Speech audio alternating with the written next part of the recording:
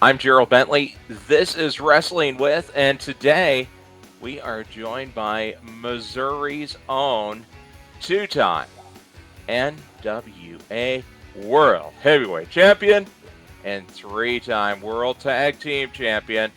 Just got off of winning the Crockett Cup this year. Trevor Murdoch steps into the ring. Trevor, thanks a lot for joining us here. Big week Oh, coming up for you. yes, sir. Thanks for having me, man. I need to have you follow me around in grocery stores and at Walmart, man, just for my intro. And just to give the it would jump out right when you're in line at the Bass Pro. And now, Definitely, stepping definitely. up to the register, your two-time NWA Heavyweight Champion of the world. Yeah.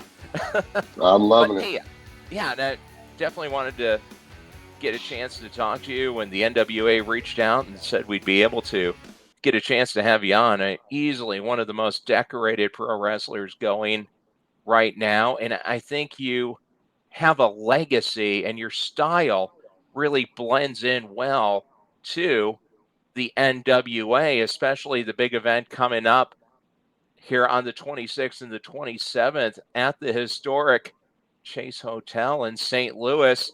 You and your partner Knox are going to go up against the winner of night one's NWA Tag Heavyweight matchup, World Tag Team Champion matchup, La Rebellion and Blunt Force Trauma.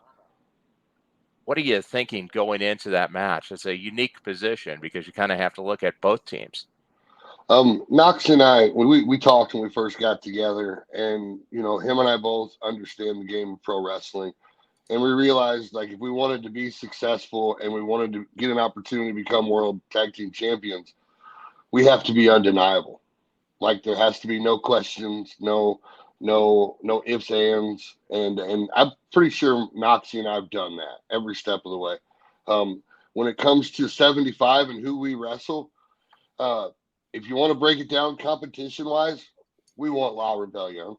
Those guys have been the champs for 2 years.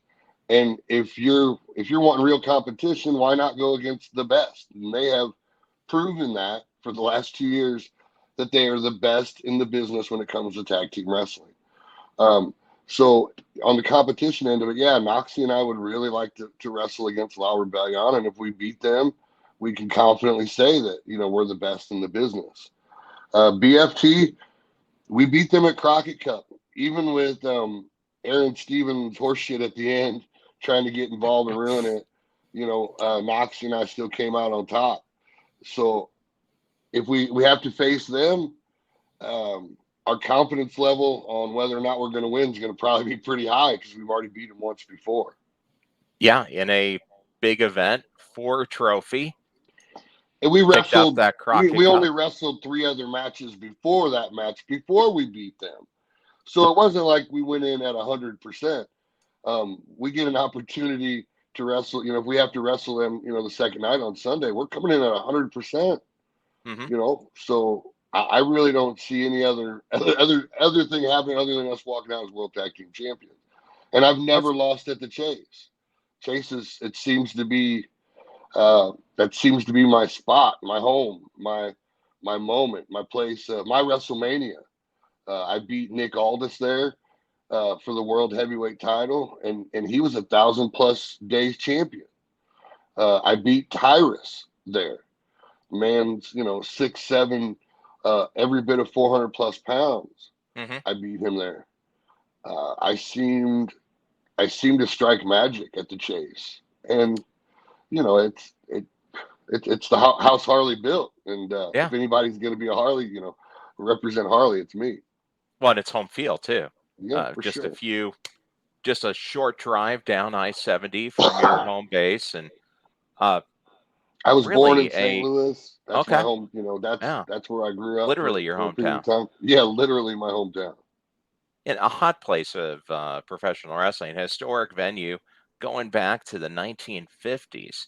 Just a huge historic part of the NWA. It makes perfect sense to have the anniversary show there. Well, Dusty's walked those halls, Flair's walked those halls, Harley's walked those halls, Thesz has walked those halls, Sam Munchnick has walked those halls, Hmm. and now you can add Murdoch to that name, Knox. That's what we're trying to live up to. You know what I'm saying? There's no way we Sure. compete with that era of pro wrestling. Those guys were the originals, and they did it right the first time. We're just doing our best to try to live up to the memory and the example that they set for us. I think your style too, it is such a good fit for the NWA, especially under Billy Corgan, where you're really going back. Not that it's a throwback, not that it's a retro product. There's everything. You got the young legend Kerry Morton out Hmm. there as your junior heavyweight champion. You have your one-time women's champion Camille. So there's young wrestlers that are doing things that just haven't seen. Camille's a different type of athlete.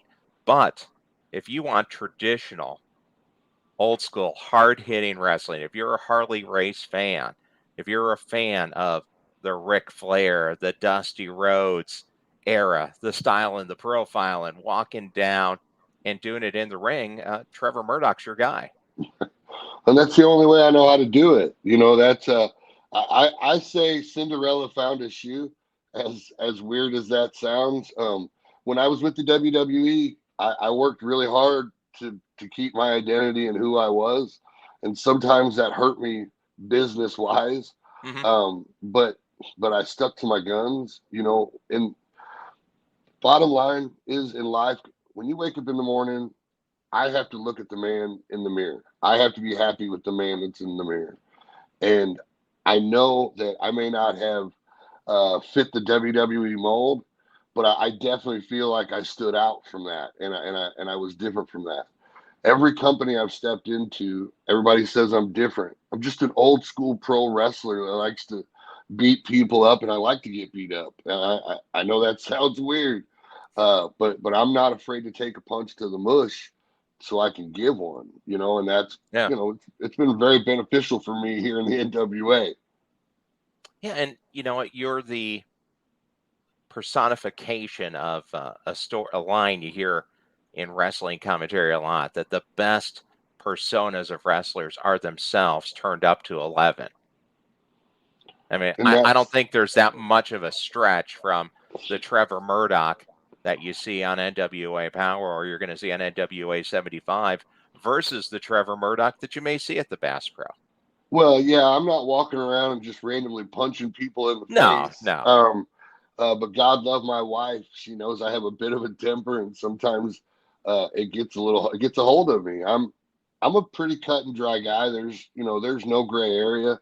You're either, you're right or wrong. You're either a good person or you're a bad person. You're either you're being disrespectful, you're being rude, and I have a tendency to speak up, especially if you're doing it to me. I've worked really hard in this business from the bottom up. No one can ever say that I've had anything ever handed to me, and I've been doing this for 25 years.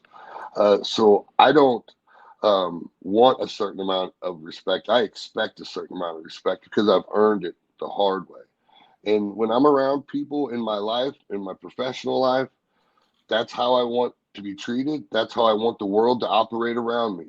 Just be good to people. Don't be an asshole, and treat everybody with respect, because that formula right there makes everybody happy. How do you feel about the NWA's position right now in the pro wrestling landscape? I'm actually pretty excited about it. It is hard to stand out in pro wrestling right now. If you think about it, there is so much pro wrestling out there that it Sure. is hard for companies to actually stand out and cut their own piece of the pie. Um, just like you said in the beginning of this interview, NWA has been able to forge an idea and an attitude of smash mouth pro wrestling, Mm-hmm. where we bring it back down to the basics. And as a wrestler, you can't depend on what you normally would at other companies: the lights, the smoke, the music, the pomp and circumstance. There's a ring, there's lights, there's bell, and there's a referee. Go out there and do what you do. And if you're really truly talented, you can go out there and you can get those people off their feet and going nuts. That's the true test of a pro wrestler. And one of the things, all of our guys have stepped up to that. The people you just talked about, Camille steps up to that. Mm-hmm. Kerry Morton stepped up to that. The new guys that have kind of came in within the last year, EC3 has really fit into that mold. Sure. It's a pro wrestler's pro wrestling, if that makes any sense at all. It's a workers pro wrestling. Guys can come in here. One of the things that I love about the company is there's no one telling me no. Now I know that sounds very spoiled, but we live in pro wrestling, and we're always, as pro wrestlers, we tend to get put in a box a lot of times. Mm-hmm. When we come to a company, they have an idea of what they want out of you, how they want you to quote unquote wrestle, how they want you to come across to the people.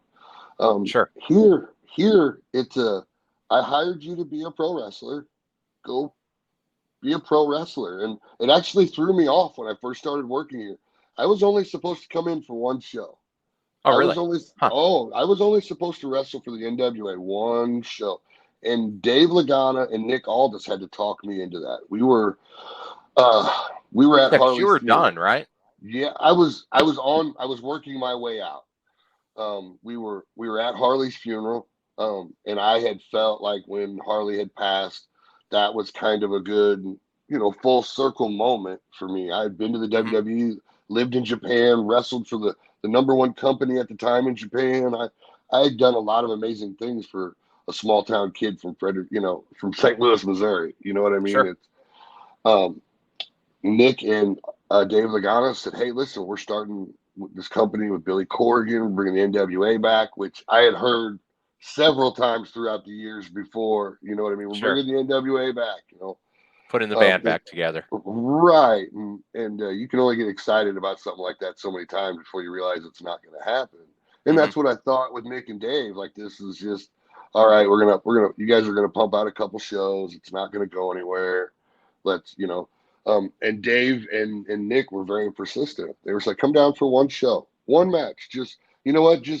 We'll have you agent a match. You know what I mean? We'll just come down and we need your experience. And I'm a pro wrestler. I bring my gear to every show, even if I'm not booked. I don't know. It's just habit, who I am. And I was walking down the hall and I ran into Dave Lagana the first day. And the first thing he asked me after our little pleasantries was, "Did you bring your gear?" And I said, "Yeah." And he goes, "You're wrestling Ricky Starks tonight." And I went out there and had a great match with Ricky Starks. And I felt like, maybe I had a little bit more left in the tank than what I thought. I got in the back and Billy Corgan and Dave Lagana cornered me. And they said, "We've already got you booked for tomorrow, Trevor. So you've got," again, they agreed with me, "you've got way more left in the gas tank." And they said, "Let's just run with it." And I was only supposed to do that loop. And then I got a call to do, "Hey, Trevor, you want to come back for next week?" All right. Yeah. And then I just became a part of the company. I just became one of the originals, and I'm one of the few guys that are left from the original NWA GPB studios. Yeah. How long ago was that now? 4 years? Yeah, we're going, 4 years, which I'm really happy. You know what I mean? We've been going for 4 years and I'm still wrestling with with Billy and the NWA, and things seem to be going really well for me professionally. As a dealer, you spend a lot of time buying cars at auction. If you're using Edge Pipeline to manage your purchases, then this is big news.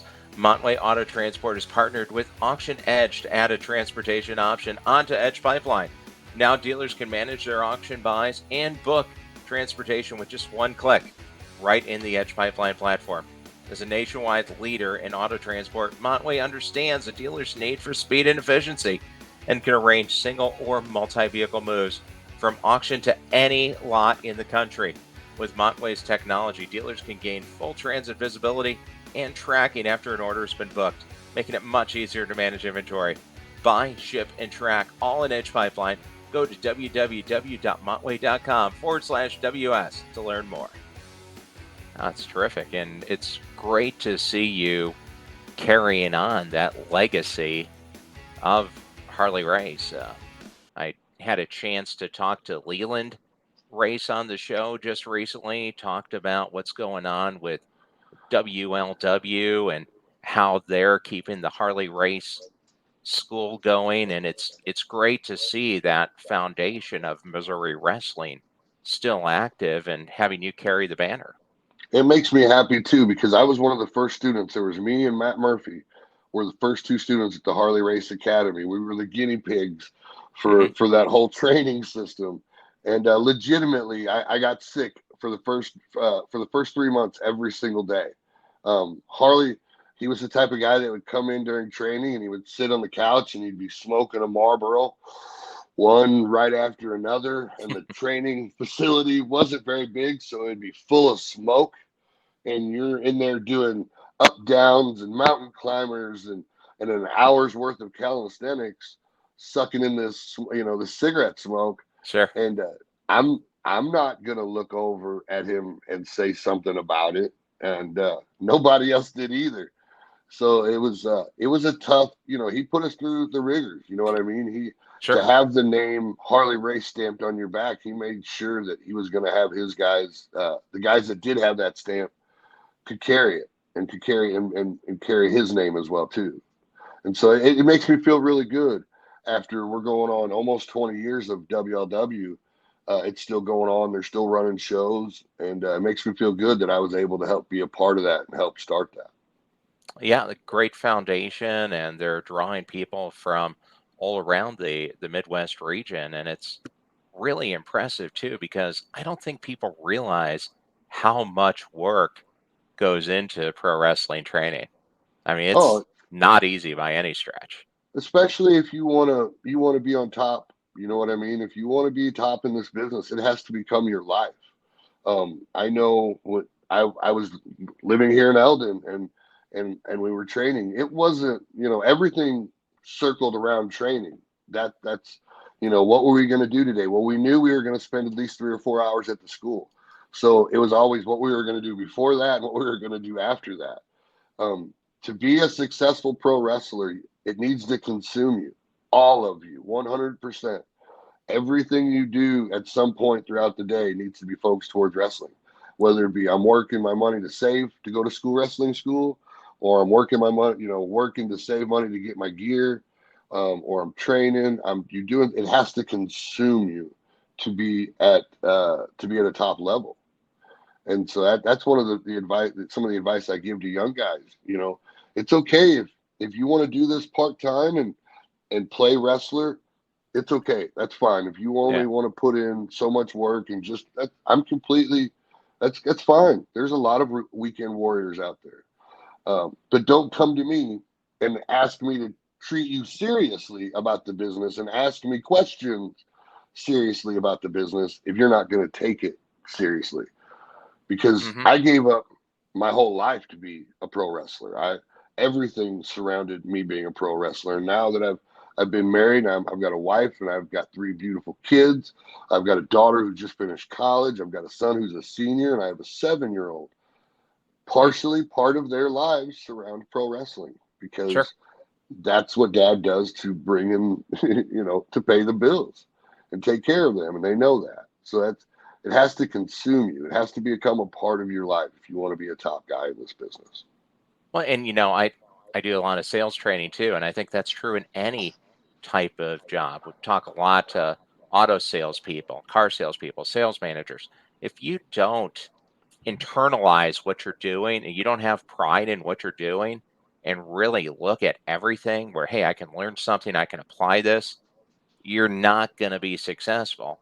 And I think you're a great example of that because you had to climb your way out. And with Harley's training, you're going for world championship number 6 this weekend. Could be your 4th tag team title. I'm pretty excited about it. I haven't been able to find a tag team partner like Knox in a really long time. To be honest with you, I tagged with Lance Cade. Him and I were like brothers. My children called him Uncle Lance.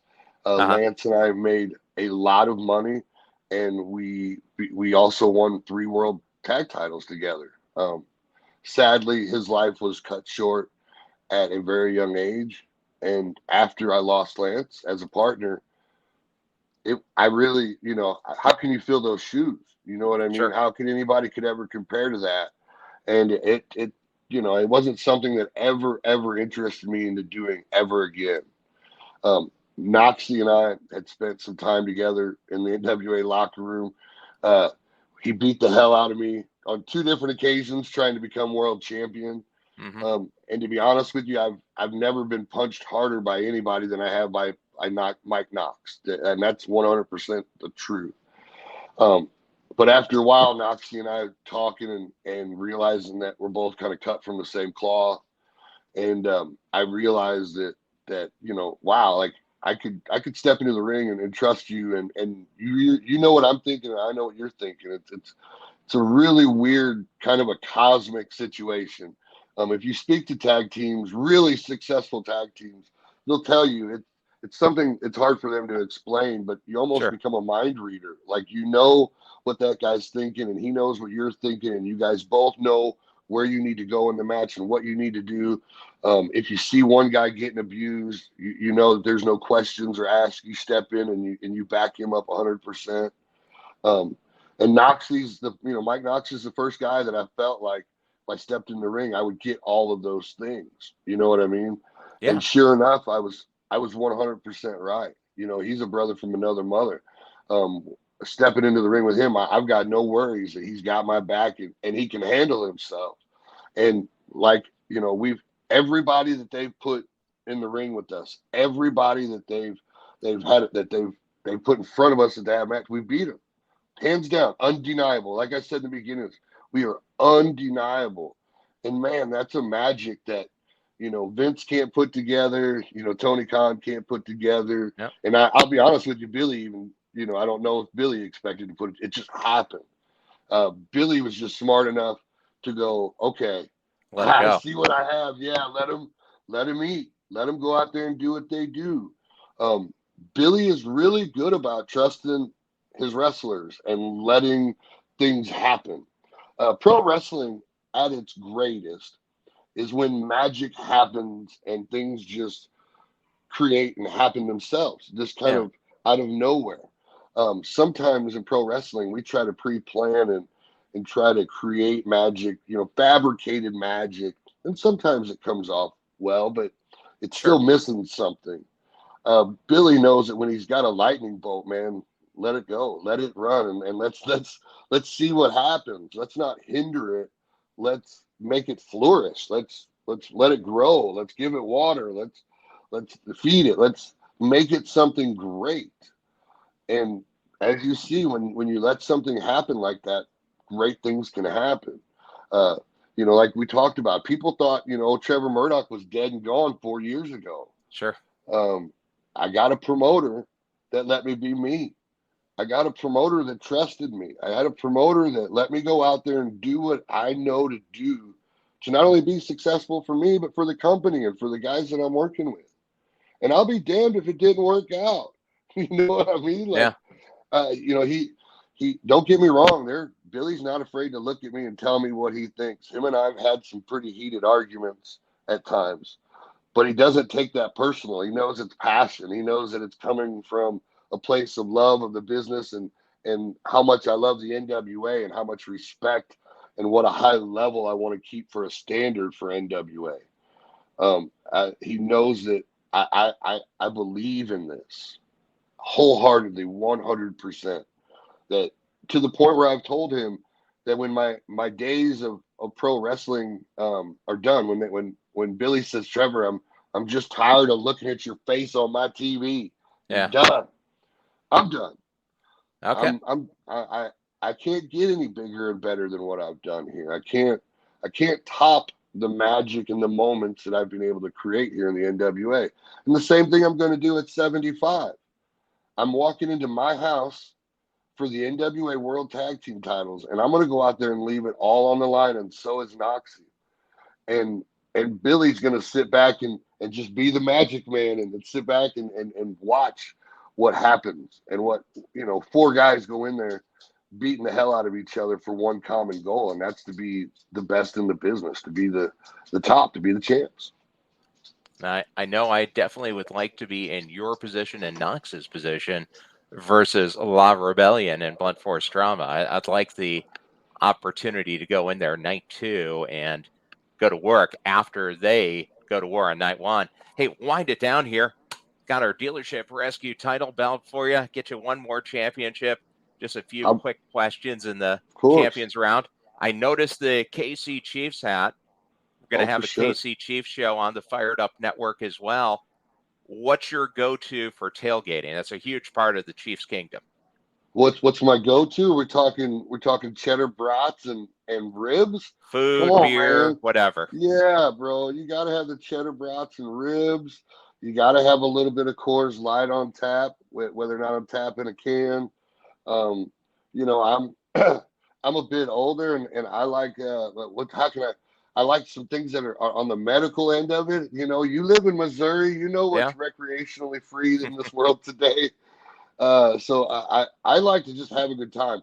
When it comes to sports and hanging out, like I'm really big on just kind of cutting loose and having fun with my friends.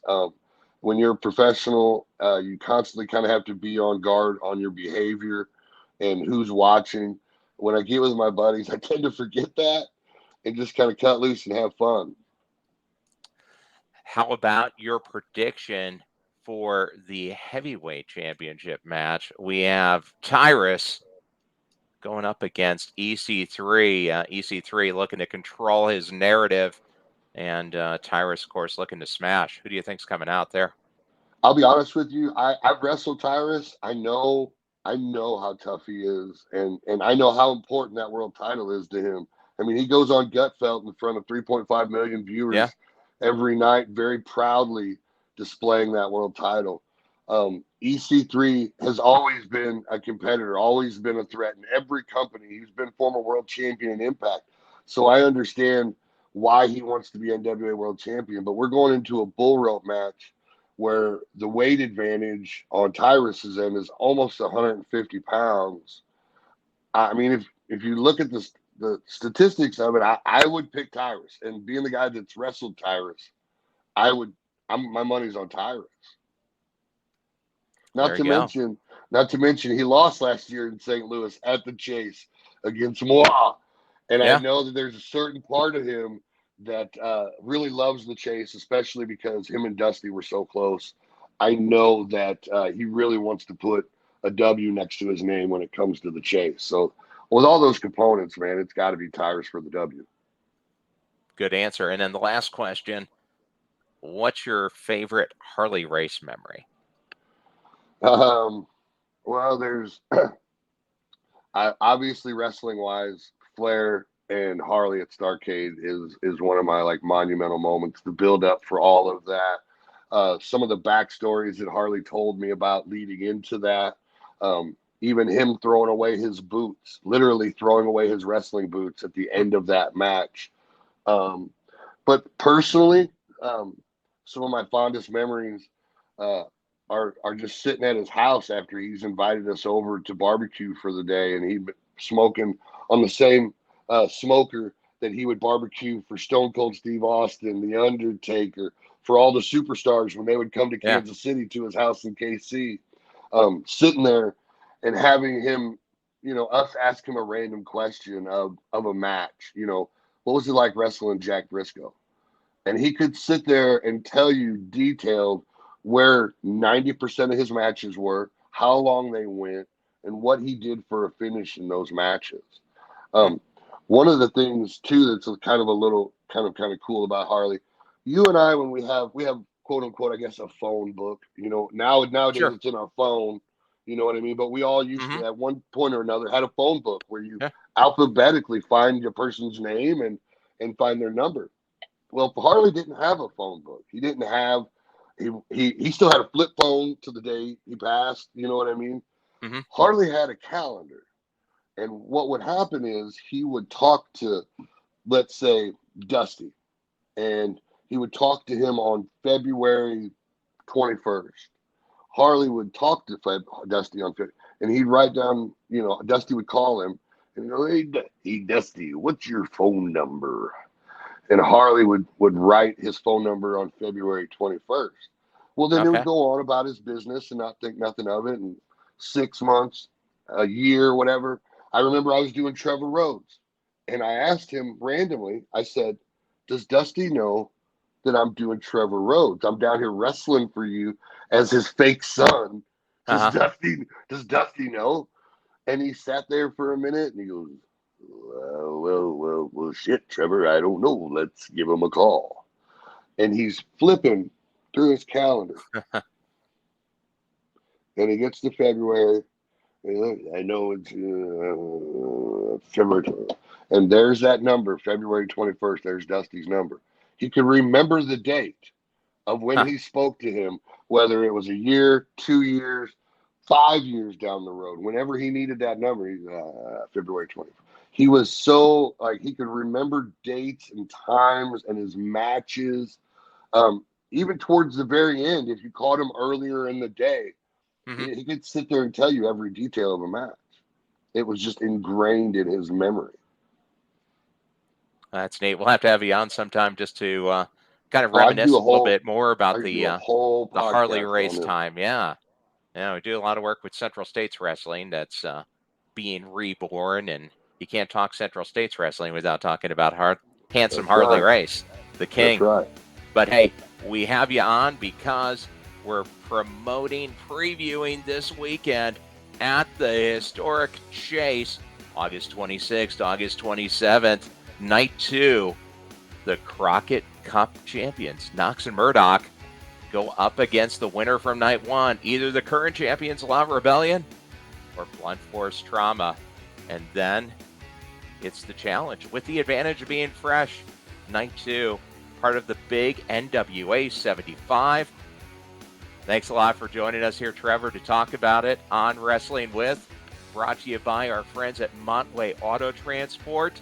If you need some cars transported, just go to www.montway.com/WS, and you can see it on the Fired Up Network as well. Thanks a lot for stepping in the ring. I appreciate it. Right on. Thanks for having me. Sure.